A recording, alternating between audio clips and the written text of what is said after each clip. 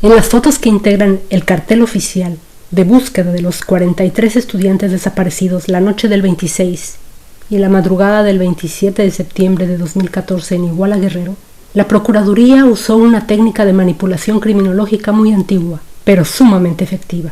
Tomó las fotos en blanco y negro de la inscripción escolar de los muchachos, las apretujó para que se le formaran líneas y deformaciones a los retratos, las escaneó y en la computadora los ordenó, para que los muchachos aparecieran con cicatrices y manchas y dieran el aspecto de ser delincuentes, no de víctimas. Además, les puso el color más contradictorio de todos, el amarillo llamativo y chillón, como color de advertencia, el amarillo del optimismo y de los celos, el color de la diversión y de la traición, el amarillo del oro y el amarillo del azufre, y todo en una sola hoja fría e impersonal, solo con el nombre y la edad de cada uno de los estudiantes, para que la gente que no los conoce los olvide fácilmente y siga su camino sin recordar el tema.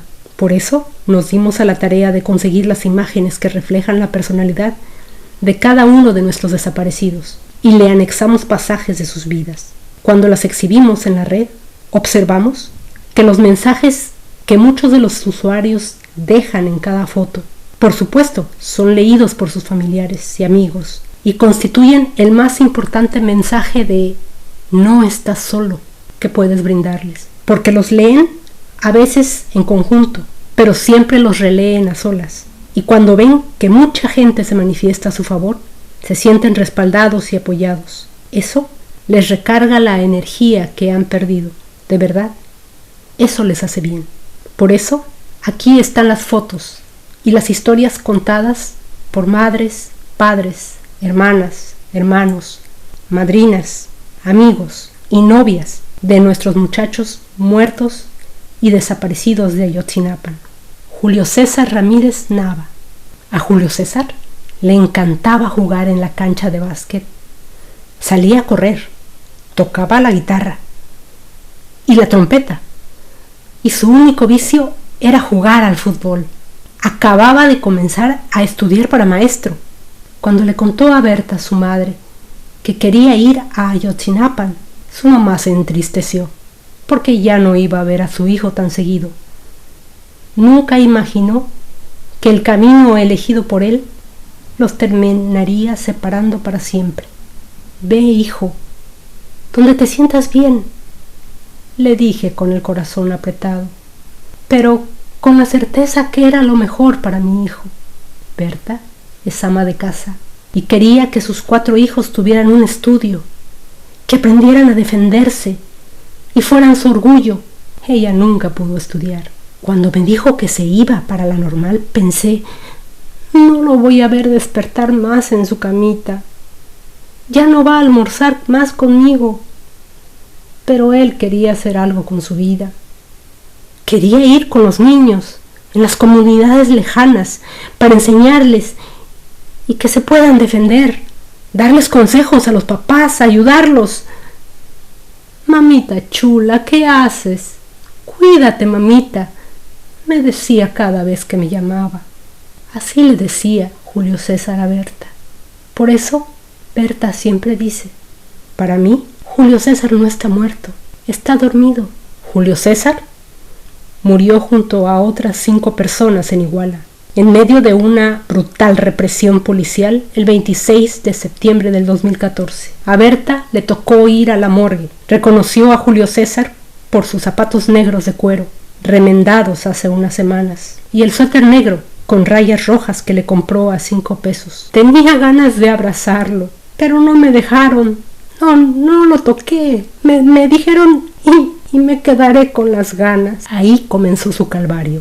¿Cómo voy a hacer para enterrar a mi hijo si no tengo ni para comer? Cuando el pobre se muere, uno anda limosneando. Venga mañana, te dicen y te dan vueltas. El pobre nunca tiene derecho, pero tenemos derecho. Nos duele como a todos. A los ricos no los tratan así. Es racismo por ser pobres. ¿Por qué esperan que se mueran nuestros muchachos para ayudarnos? Después de batallar entre las autoridades de Chilpancingo y Tixla, donde vivo. Apenas si me dieron la caja, me prestaron la carroza y el traslado. Julio César fue enterrado con todas las cosas que tenía en su cubi, como llaman los estudiantes de Ayotzinapan, al pequeño cuarto que comparten de a 2 o de a 4 personas. Y Berta todavía se queja.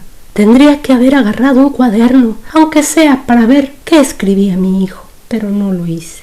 Cristian Alfonso Rodríguez Telumbre. Cristian es un joven de 19 años que ama la danza folclórica. Mi ahijado es un niño dulce, tierno, honrado. Se caracteriza por ser noble, amoroso, por respetar a toda la gente.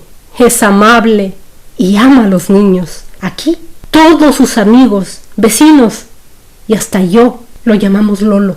Es de cariño. Una de sus pasiones más grandes es la danza folclórica. Le encanta bailar y también criar animales, pollos, marranos, patos.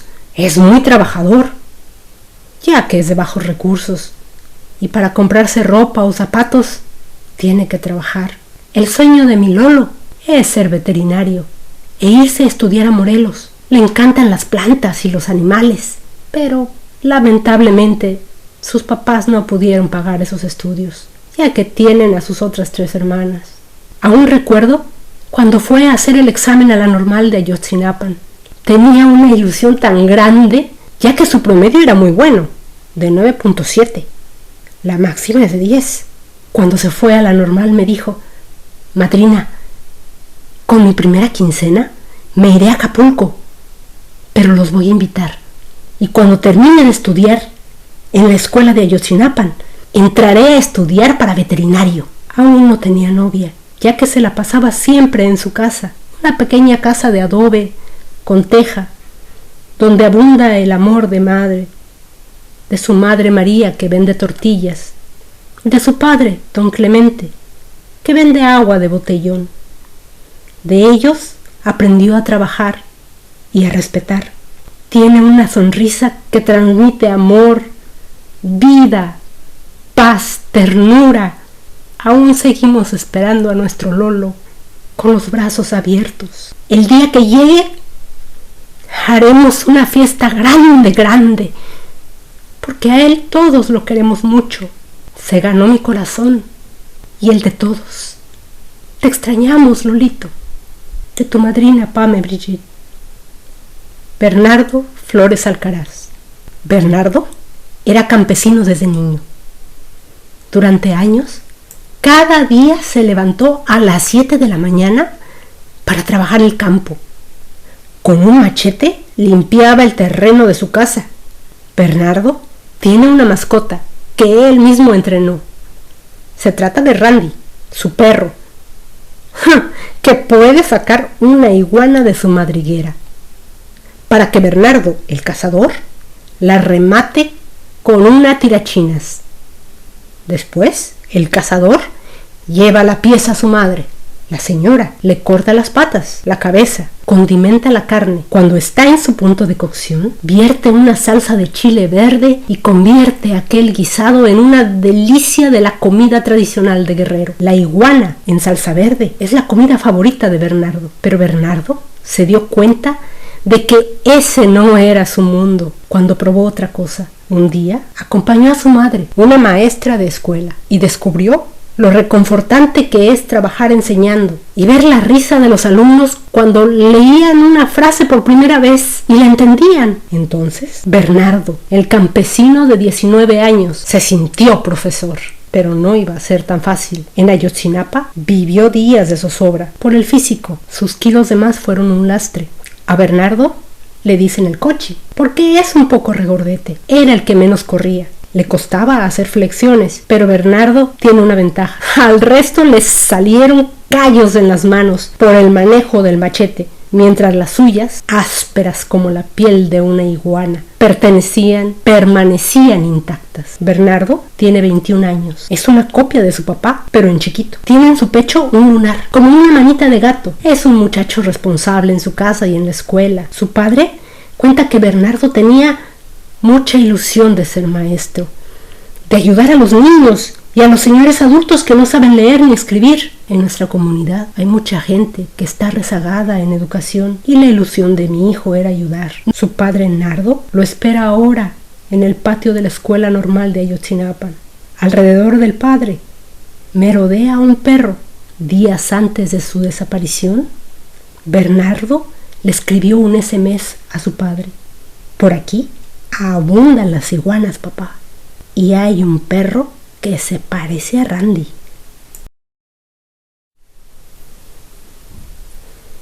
Jesús Giovanni Rodríguez Tlatempa.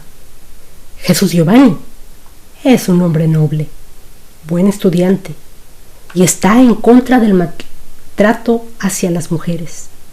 A sus 21 años, ya mantiene a una sobrina de 1 año, porque su hermana es madre soltera. Y Jesús Giovanni, aunque es tío de la niña, funge como su figura paterna. Él es el mayor de 4 hermanos y el único apoyo de su mamá. Entró a la normal porque quiere dedicarse al magisterio. Le gustan los niños. Para sus amigos normalistas, Jesús Giovanni es el churro. Se encuentra cursando el primer año de carrera de normal rural y fue convocado a la jornada de boteo del 26 de septiembre, cuando desgraciadamente fue desaparecido por la policía de Iguala. No sabemos nada de él. Su prima, una jovencita, crispa la voz y reclama con furia. Sí, es verdad, no sabemos nada de él. Y yo exijo, como familiar, como ciudadana, como ser humano, exijo la presentación con vida de Jesús Giovanni Rodríguez, así como de sus 42 compañeros, y exijo justicia para sus 3 compañeros asesinados, igual que para el muchachito de los avispones de Chilpancingo y para los 2 transeúntes que desgraciadamente perdieron la vida en el ataque de la policía. Y quiero juicio para José Luis Abarca, alcalde de Iguala, quien se dio a la fuga luego de pedir licencia al cargo, y para su esposa María de los Ángeles Pineda, que está vinculada con el narcotráfico, porque es hermana del famoso narcotraficante conocido como el MP. También quiero juicio en contra de Aguirre Rivero. Él, como gobernador, se tiene que hacer responsable. Además, exijo un juicio inmediato en contra de Enrique Peña Nieto. Y para los atacantes, para ellos, queremos que caiga todo el peso de la ley, todo el castigo de la sociedad. José Eduardo Bartolo Tlatempa. José Eduardo tiene 17 años. Es simpático, perfeccionista. Tiene amigos por doquier. Le apasiona bailar breakdance. Y es uno de los mejores haciendo piruetas al ritmo de la música. Siempre riendo, asegura. Algunos se ríen de mi baile. Los mediocres. Piensan que es solamente pararse de manos y ya. No. Es disciplina, es estilo, ritmo y movimientos acrobáticos que no salen en un día. Son golpes, es creatividad y son muchas cosas. Limpieza en tus pasos. Y esos envidiosos no darían ni un día con este arte. Porque volar es sencillo. Lo que duele es el golpe al caer. Y si de algo sabe José Eduardo, es de los golpes que da la vida. Cuando su madre se enfermó de un agresivo cáncer, José Eduardo se refugió en el baile y el estudio, hasta que por fin, el 17 de julio, recibió la noticia que había esperado desde niño. Pasé el examen para la licenciatura en educación primaria, le decía a todo el mundo, y entró como estudiante del primer año de la normal rural de Ayotzinapan. Su padre espera que su hijo sea profesionista. Él es albañil de oficio, pero está desempleado. La madre de Eduardo está internada en el hospital. Aún no sabe lo que está sucediendo. Siempre pregunta y pregunta, ¿dónde está mi hijo? Pero sus familiares no se atreven a decirle que nadie lo sabe. Alexander Mora. Alexander viene del poblado de Pericón, municipio de Tecuanapa, Guerrero, y tiene el firme anhelo de ser maestro. Y nadie le podía quitar esa idea, dice su padre. Él tiene 19 años y le interesaba mucho dar clases. Esa fue su decisión. Él es un buen muchacho. Nosotros somos campesinos. y él nos ayudaba en el campo, pero quiso estudiar. Y yo le exijo a la autoridad que haga su trabajo como debe de ser, que no tapen a los culpables de la masacre que cometieron los policías de Iguala y su presidente municipal, el gobernador y el presidente de la república. Eso se quiere, justicia, y así como vivos se los llevaron, quiero que vivos los regresen, dice su padre. Carlos Lorenzo Hernández Muñoz. Carlos Lorenzo tiene 18 años. Es el mayor de 4 hermanos. Siempre le gustó leer y desde chiquito dijo: cuando yo crezca, yo no voy a ser campesino. Yo seré un maestro. Su padre trabaja cortando malas hierbas en plantaciones de maíz por 150 pesos al día. Nació en Huajintepec, un pueblo a 6 horas en coche de la escuela normal. Hubieran preferido mandarlo a estudiar más cerca de casa, pero no había ningún centro donde tuviese dormitorio y comida gratis y en el que no hubiese que pagar por la inscripción. A Carlos Lorenzo lo bautizaron sus amigos de Ayotzinapa como el frijolito. Él es de la costa del estado de Guerrero. Es un chamaco que se caracteriza por ser muy amigable, dicen sus compañeros.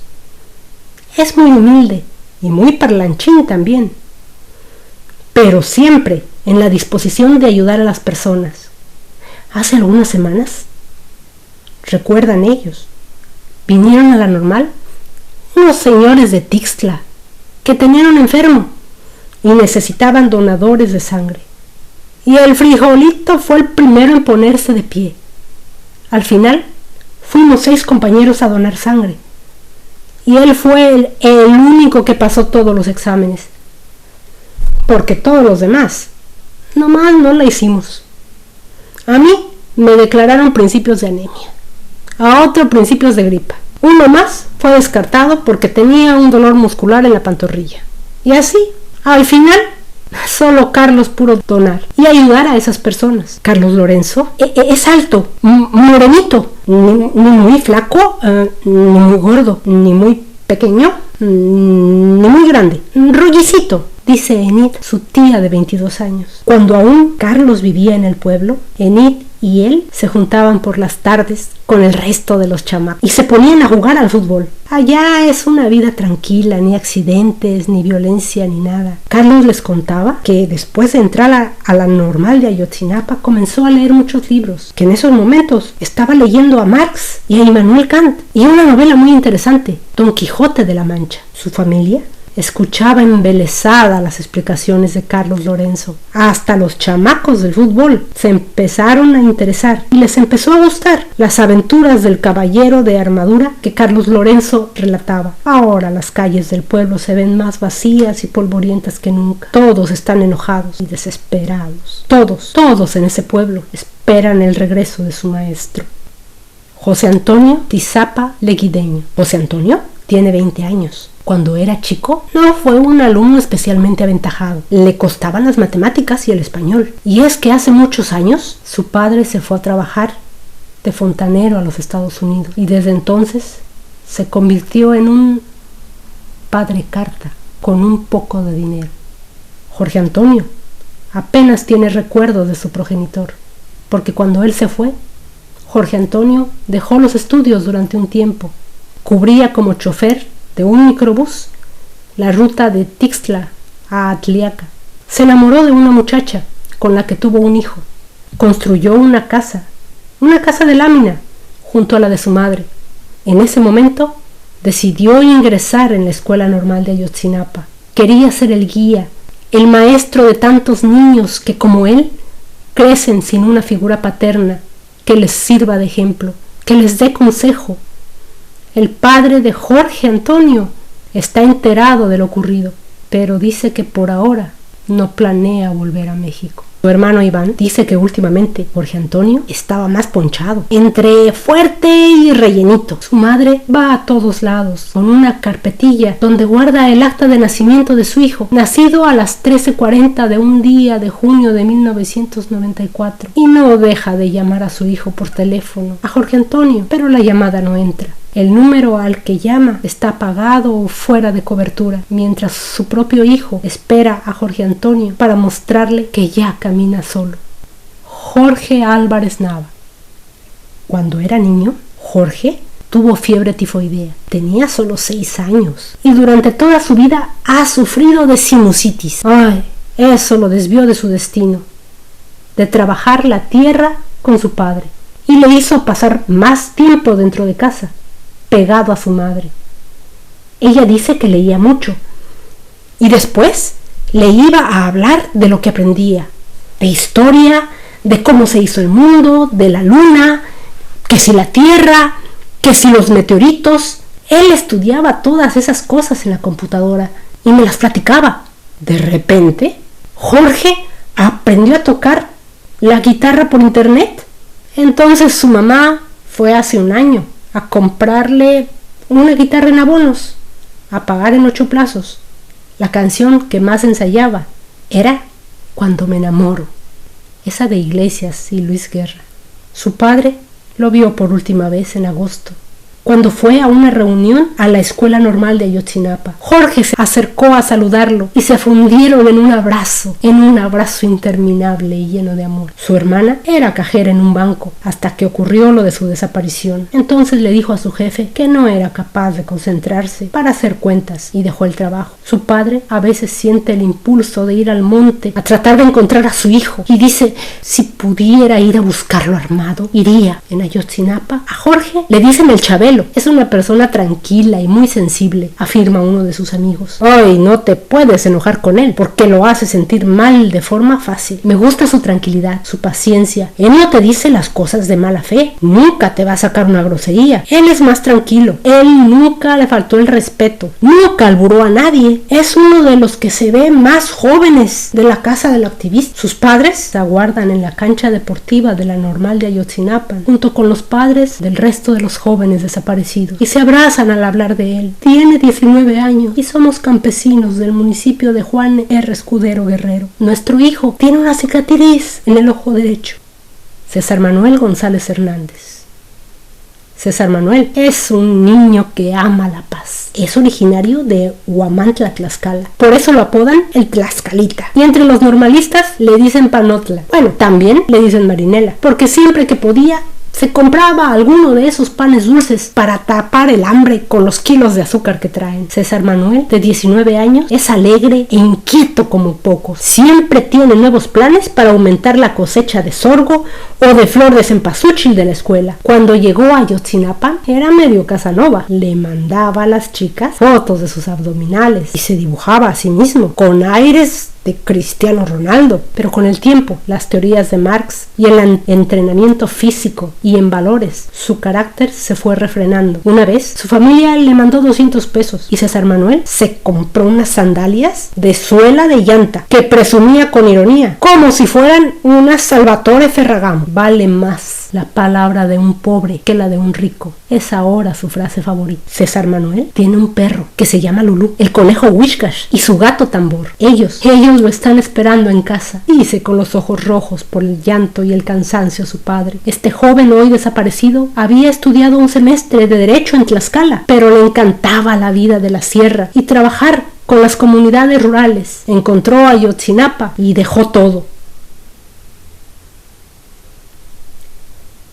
Siempre que llama a casa, le dice a su padre, ¿cómo está usted? Siempre le habló de usted. Noches atrás, su padre se despertó sobresaltado. Soñó que viajaba en una carretera hasta llegar a Iguala. Se bajó de su vieja carcacha y bajó de madrugada por una ciudad de sombras hasta que en una esquina vio a su hijo César vestido con una sudadera. Entre sueños lo siguió durante varias calles hasta que logró ver bien su cara y despertó con la sensación de que no era César Manuel. Inmediatamente al despertar le habló a su hijo para contarle, pero Pero César Manuel solo se rió y contestó: ay, papá, si está usted viendo cómo andamos todos acarreados, ¿cómo cree que vamos a tener tiempo para ir hasta Iguala? Miguel Ángel Hernández Martínez. El sueño de Miguel Ángel siempre fue ser maestro. Es un joven muy alegre, divertido y trabajador, y respetuoso. Por eso es muy querido por todas las personas que lo conocen. Es un gran ser humano, siempre dispuesto a ayudar a los demás. Esa noche, a uno de sus compañeros le dieron un balazo en la mano. En lugar de esconderse, Miguel Ángel lo auxilió y le dijo: no te preocupes, hermano, vamos a salir de esta. Pero a ambos se los llevaron. Sus papás están devastados. Lo único que piensan es que pronto lo volveremos a ver. Y ese día el pueblo los va a recibir con una gran fiesta por su llegada. Miguel Ángel estuvo un año en CONAFE, donde dio clases en una comunidad para poder tener una beca y después presentar el examen de admisión a la normal de Ayotzinapa. Cuando terminó su trabajo en CONAFE, Miguel Ángel regresó a Tixtla para poder ir a hacer su examen. Recuerdo que en su semana de prueba, él varias veces quiso salirse de lo pesado que era, pero el deseo de estar ahí era más grande y logró soportar todo eso. Y este año, al fin lo consiguió. Ingresó a la normal rural Isidro Burgos de Ayotzinapa. Estaba muy contento por eso. Ya estaba en el lugar donde siempre había querido estar. Ahora ya es todo un normalista. Su cumpleaños fue el 23 de septiembre. La última vez que lo vi fue un día después. Esa noche me dijo que aún no llegaba a su certificado de estudios. Eso lo hacía sentirse mal. Quería salirse un rato de la normal porque pensó que con tanta burocracia su documento tardaría en llegar una eternidad. Pero era lo único que le faltaba. Ese día yo le dije que se saliera si eso quería. Pero él dijo que esperaría una semana más para dar tiempo a que llegara su certificado. Nunca nos imaginamos que fuera a pasarle esto. Su familia, al igual que la mía, lo estamos esperando. Tenemos fe de que regresarán. Tengo fe de que él volverá y cumplirá su sueño de ser maestro, porque esa es su vocación y todo lo que desea. Dorian González Parral. Él es Dorian. Él es Dorian. Y su hermano se llama José Luis González Parral. Ambos son niños desaparecidos de la escuela rural Raúl Isidro Burgos de Ayotzinapa, Guerrero. Dorian es un joven moreno, aún con cara de niño. Proviene de una remota comunidad indígena tlapaneca, cuya lengua era el único idioma que él hablaba cuando llegó a estudiar a Ayotzinapa. Pero ahí aprendió español. Se trata de la doble tragedia de una familia que, por no hablar nuestro idioma y vivir tan aislados, aún no saben qué pasó con sus dos hijos, porque hasta ahora nadie ha reclamado a Dorian. José Luis González Parral. Él es Jorge Luis y su hermano es Dorian González Parral. Ellos son los dos hermanos. Ambos son niños desaparecidos. Esta es la otra parte de la doble tragedia de esta familia, que proviene de una comunidad remota. Pero parece que la familia no se ha enterado de que sus hijos están desaparecidos, porque hasta ahora nadie ha reclamado a ninguno de los dos. Jorge Luis tiene 21 años y es el hermano mayor. Jorge Luis es un joven serio. Ha trabajado en diferentes taquerías y le gustaba, pero quería progresar. Y le gustaba la vocación de maestro. Él habla mucho de eso, igual que su hermano. A Jorge Luis le encantaba ir a fiestas. Le decimos charra. Ese apodo ya lo traía. y se lo pusieron porque tiene una cicatriz en la pierna que se había raspado, pero se le infectó y no tuvo dinero para el antibiótico. Y se le hizo más grande la cicatriz y por eso le decimos charra, porque es como si se hubiera hecho con una charrasca. Desde que entró a la escuela, hizo su grupito de amigos. Son el charra, el kinder, el gallón, el chivo. Parece que todos son de la misma familia, o emparentados o cercanos. La cosa es que se llevan como hermanos. Charra y Dorian, González Parral o el kinder, por lo chiquito, son hermanos, y Magallón es su primo. Los tres están desaparecidos. Carlos Iván Ramírez Villarreal. Carlos Iván es otro de los niños desaparecidos de la escuela rural Raúl Isidro Burgos de Ayotzinapa. Carlos Iván tiene 20 años y aunque es calmado, sus más amigos le dicen el diablo o el diablito. ¿Quién sabe por qué? Dice un normalista. La verdad es que es bueno el vato. No se mete con nadie. Tranquilo, pero en buena onda. No es payaso, pues. En realidad, Carlos Iván es un alma de Dios. Yosibani Guerrero de la Cruz. Yosibani es un joven de 20 años, delgado y de cara espigada. Y por sus ojos rasgados, sus compañeros normalistas lo apodan el coreano. Él es originario de Omeapa, una comunidad a 15 minutos de la cabecera municipal Tixtla, donde se vive con mucha carencia, con falta de servicios para ir a la secundaria y a la preparatoria. Yosibani tenía que caminar 4 kilómetros hasta la carretera para tomar el transporte y luego caminaba esos mismos 4 kilómetros de regreso. Toda su familia se dedica al campo y al ingresar a la normal, él buscaba una oportunidad de sobresalir, aspiraba a tener una profesión y ayudar a la comunidad, porque en Omeapa hay maestros que no son de aquí, son de lejos, y son profesores que no le ponen suficiente interés a la niñez para que pueda tener un conocimiento más amplio. Y si los niños quieren algo un poco mejor, tienen que ir a las escuelas de Tixtla. Por eso, Yosibani quiere ser maestro en Omeapa. Abel García Hernández.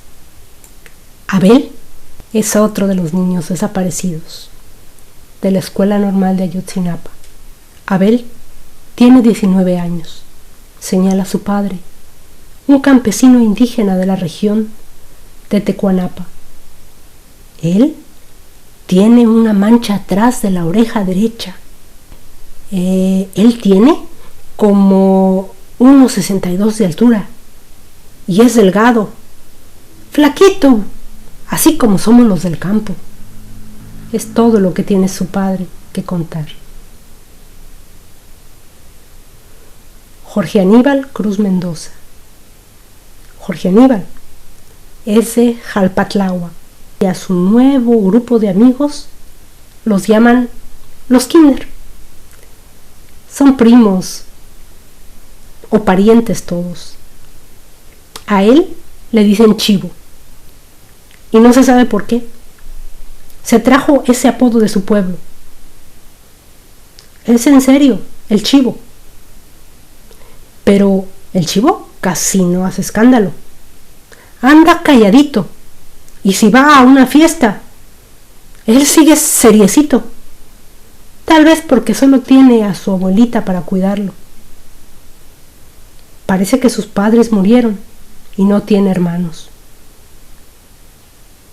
Daniel Solís Gallardo. Daniel era originario de Zihuatanejo.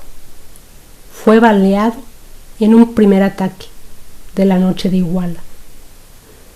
Este joven alegre, bromista, siempre quiso ser maestro. Sus familiares, amigos y vecinos lo sepultaron en el Panteón Municipal de Agua de Correa, en Zihuatanejo. El cuerpo de Daniel arribó acompañado de sus padres a su casa de madera y techo de lámina, en la colonia René Juárez de ese puerto.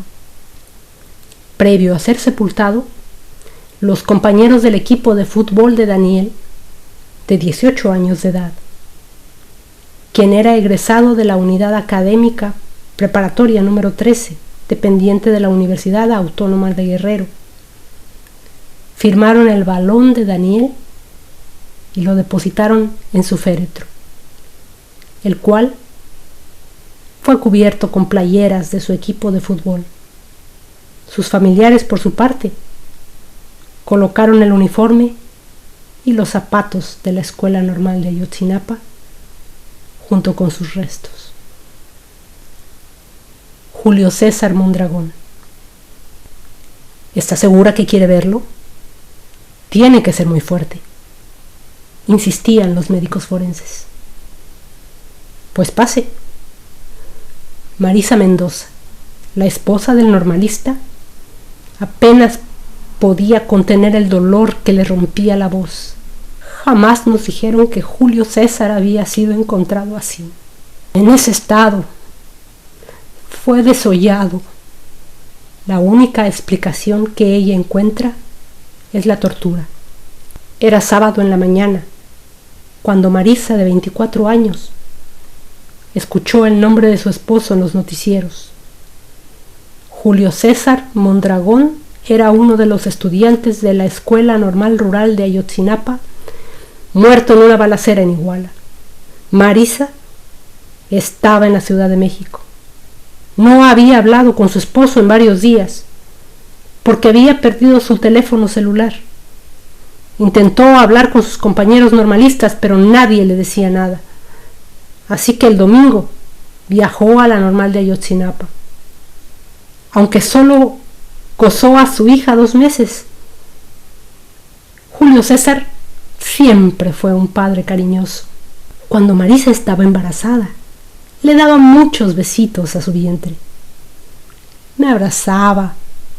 Deseábamos tanto que ya naciera para que estuviéramos con ella. Eso cuenta Marisa. Al llegar a la Normal de Ayotzinapa, los estudiantes que viajaban en el camión con su esposo le contaron lo que había pasado durante la balacera. Me dijeron que fueron a una actividad y que ya venían de regreso, cuando los interceptaron unas patrullas, y que los chavos se bajaron amablemente diciéndoles que por favor les permitieran el paso. Entonces los policías comenzaron a dispararles sin ninguna razón. Los mismos compañeros de Julio César les recomendaron a Marisa que no fuera al CEMEFO a reconocer el cuerpo de su esposo.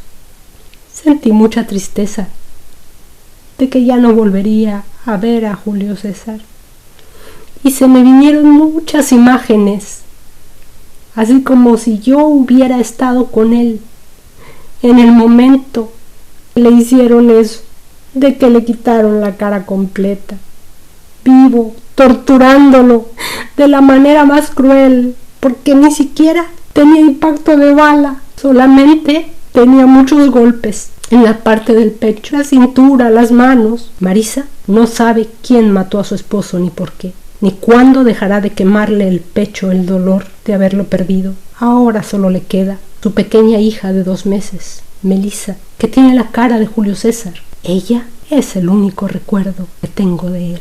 El asesinato de 6 y la desaparición de los 43 normalistas de Ayotzinapa es responsabilidad del Estado mexicano, pues se configura como un caso de desaparición forzada por la participación de servidores públicos en los hechos, y constituye un crimen de lesa humanidad que debe ser llevado ante la Corte Penal Internacional de La Haya en Holanda. Enrique Peña Nieto, Ángel Aguirre Rivero, Lázaro Mazón Alonso, José Luis Abarca y a los elementos del Batallón 27 de Infantería con sede en Iguala. Para ustedes, ni perdón ni olvido. Y a todos los políticos que se exhibieron públicamente con estos asesinos, es un shock verlos del brazo con estos criminales. A los primeros, el proceso penal al que ha lugar. A los segundos, expliquen, aclaren y, de ser el caso, no dejen duda de su honorabilidad, si es que recuerdan el sentido de esa palabra. Queremos a nuestros estudiantes de regreso y a todos ustedes. ¿Qué esperan para responderles a nuestros jóvenes estudiantes normalistas, llenando su biblioteca con libros actualizados, dotándonos de computadoras, pagando el importe de sus becas, que han sido sistemáticamente robadas desde hace 2 años? Los alumnos duermen en el piso, mejorando las instalaciones de su plantel que se está cayendo, colocando laboratorios para que experimenten con las nuevas tecnologías y poniendo un alto a la represión en contra de las escuelas normales rurales de México,